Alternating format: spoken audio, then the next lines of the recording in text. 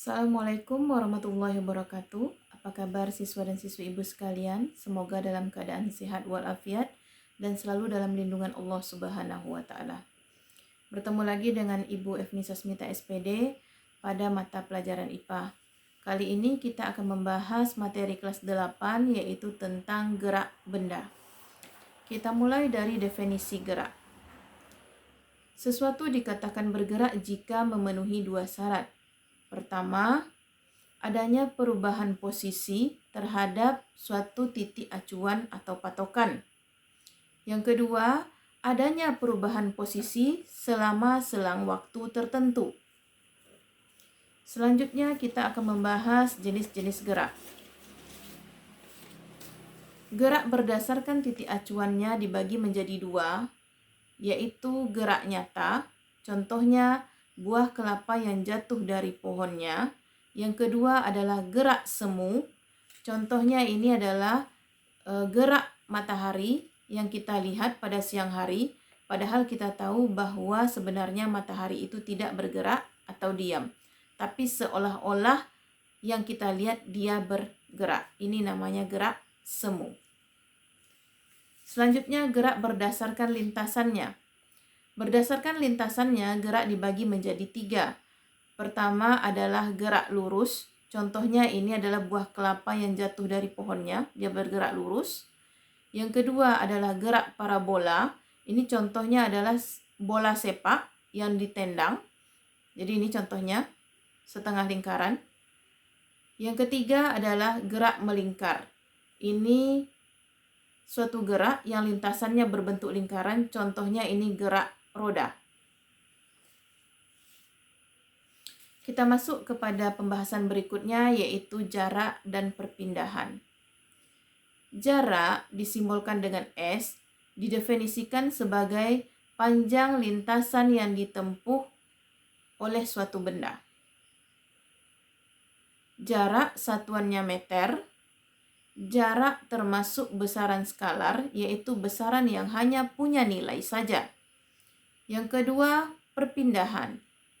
Perpindahan merupakan perubahan posisi suatu benda dari titik awal ke titik akhir. Simbolnya juga S, satuannya adalah meter, yaitu M.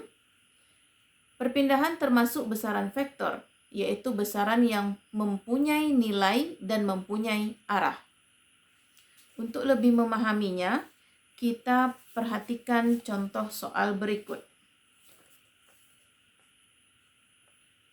Contohnya suatu mobil melakukan gerakan dari A ke B, kemudian ke C, ke D, kemudian kembali lagi ke A.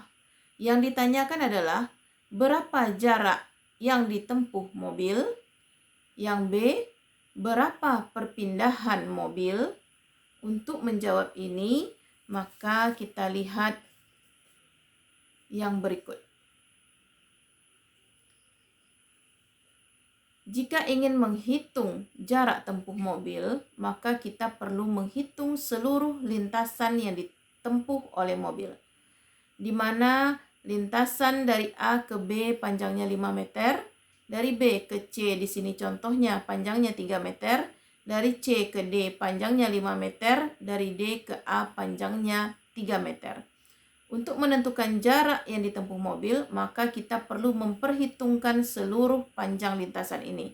Sehingga kita tinggal menjumlahkan saja berapa panjang dari A ke B, B ke C, C ke D, dan D ke A. Sehingga S sebagai simbol jarak tadi sama dengan A ke B 5 meter, 5, ditambah B ke C 3 meter, C ke D 5 meter, kemudian ditambah lagi dari D ke A 3 meter. Sehingga 5 ditambah 3 ditambah 5 ditambah 3 sama dengan 16. Maka jarak yang ditempuh mobil dari titik A ke B, ke C, ke D, lalu kembali lagi ke A sama dengan 16 meter. Yang kedua adalah perpindahan mobil. Jika yang ditanya perpindahan mobil, maka yang perlu kita perhitungkan hanya titik awal dan titik akhirnya saja. Namun untuk lebih memahaminya perlu kita perhatikan sebagai berikut.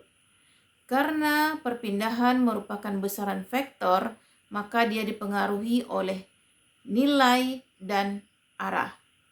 Untuk mengetahui arahnya ini, kita perlu mengingat diagram Kartesius pada mata pelajaran matematika, di mana jika ke kanan, maka dia bernilai positif.